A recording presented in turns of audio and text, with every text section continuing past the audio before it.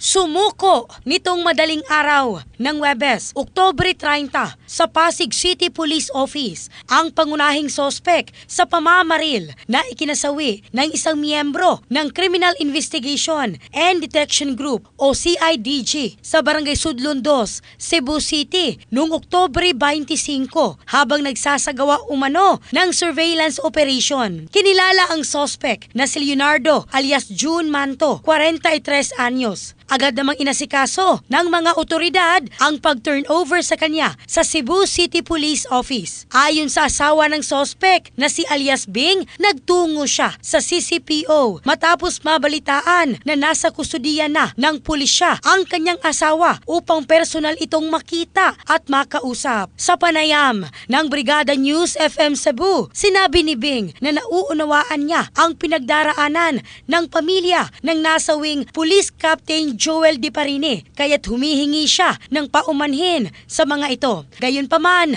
umaapila rin siya para sa isang patas na investigasyon sa insidente. Una nang iginiit ni Manto na inakala niyang mga riding in tandem ang kanyang nakaengkwentro dahil lulan umano ito ng motorsiklong walang plaka at nakabonet pa. Nang magpaputok umano ang mga ito, napilitan daw siyang depensahan ang sarili. Patuloy ang investigasyon. In the heart of changing lives. Ako si Michelle Craste ng Brigada News Philippines, the Music and News Authority.